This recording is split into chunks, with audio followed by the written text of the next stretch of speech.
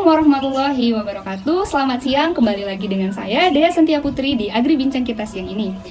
Oke teman-teman, di sini kita sudah memiliki dua narasumber cantik tentunya dan juga sangat spektakuler. Di sebelah kiri saya sudah ada Kak Meli Hardika sebagai Direktur Utama PT Abadi Jaya Bersama di daerah Batu Raja. Di sebelah kanan saya sudah ada pengusaha muda dari daerah Palembang, Kak Selma Devias. Oke, sudah perkenalannya. Oke Kak, di podcast kita Agri Bincang ini kita memiliki jargon nih Kak. Jargon kita, jadi dia bilang Agri Bincang, kakak berdua bilang Wong kita galo. Oke Kak? Oke, kita mulai ya. Agri Bincang, Wong kita galo. Oke, langsung kita. Boleh nggak Kak kita ngobrol-ngobrol bentar nih Kak mengenai banyak hal. Boleh nggak Kak? Boleh ya. Oke. Ngomong-ngomong Kak, untuk kesibukannya untuk sekarang ini apa ya Kak? Ada nggak kesibukan sekarang? Dari saya dulu. Dari Meli dulu. Kalau dari saya sih nggak terlalu sibuk ya, karena berhubung sekarang juga lagi pandemi, jadi beberapa pekerjaan itu memang ada yang sedikit terhambat. Jadi nggak sesibuk waktu sebelum pandemi. Itu sih. Kalau Kak Selma gimana Kak? Saya juga nggak terlalu jauh beda ya dengan saudari Meli ya. Berhubung masa pandemi ini jadi nggak terlalu banyak kesibukan gitu. Ya. Memang menghambat sekali ya guys pandemi sekarang ini. Oke Kak, bisa dibilang kakak berdua ini ahli Kak ya dalam bidang pertanian.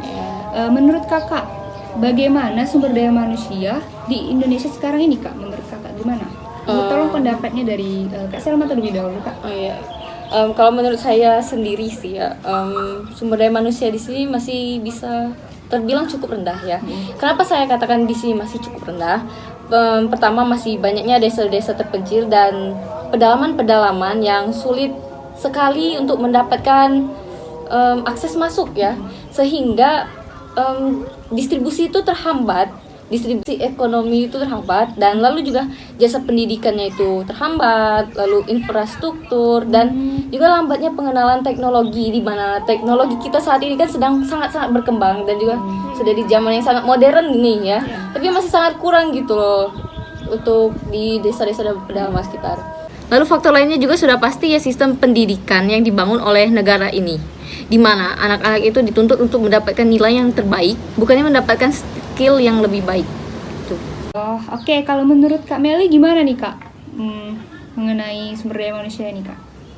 Ya, saya sependapat dengan yang dibicarakan oleh Kak Selma tadi ya. Apalagi yang kita ketahui juga Indonesia ini tertinggal terlampau jauh ya dari negara-negara lain, yang mana kita menempati peringkat ke-87 dari 157 negara yang ada di dunia ini sebagai penghasil sumber daya manusia yang sangat rendah. Sangat disayangkan sekali ya Kak kalau kayak gitu.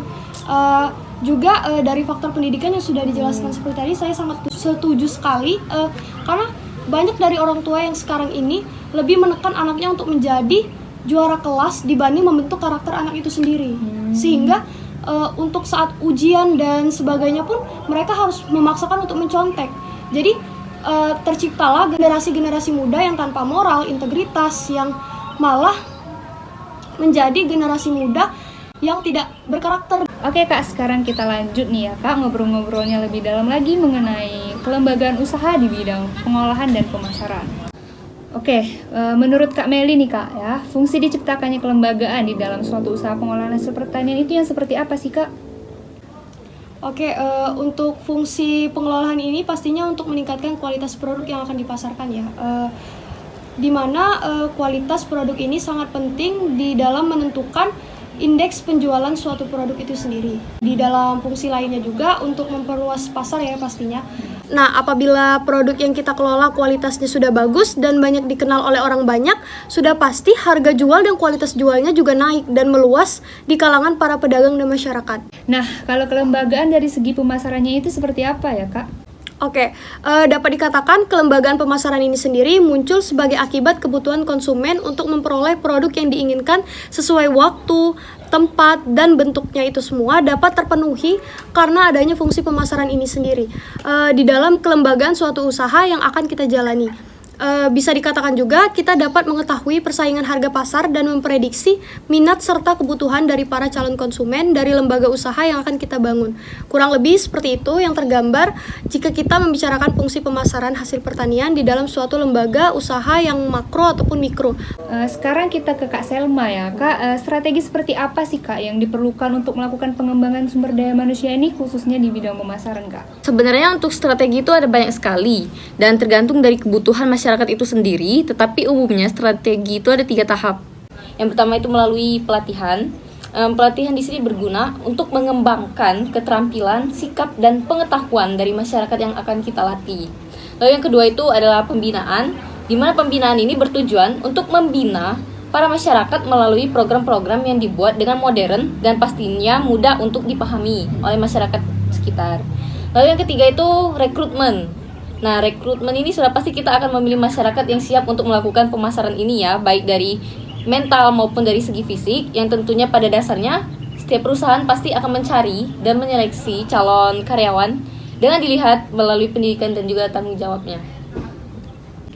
Oke, sebagai closing statement kita pada hari ini, dari Kak Meli sebagai Direktur Utama dan Kak Selma sebagai pengusaha muda, harapannya nih Kak untuk kedepannya mengenai peningkatan kapasitas dan memberdayakan sumber daya manusia di dalam kelembagaan suatu usaha di bidang pengolahan dan pemasaran hasil pertanian.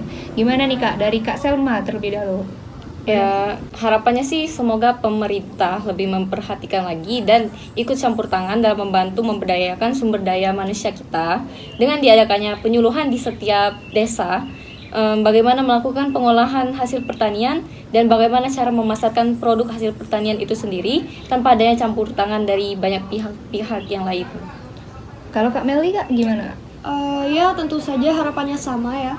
Semoga sumber daya manusia kita dapat dimanfaatkan sebaik-baiknya dan dapat melakukan pemasaran dan juga pengelolaan sendiri dengan dipandu oleh pemerintah setempat.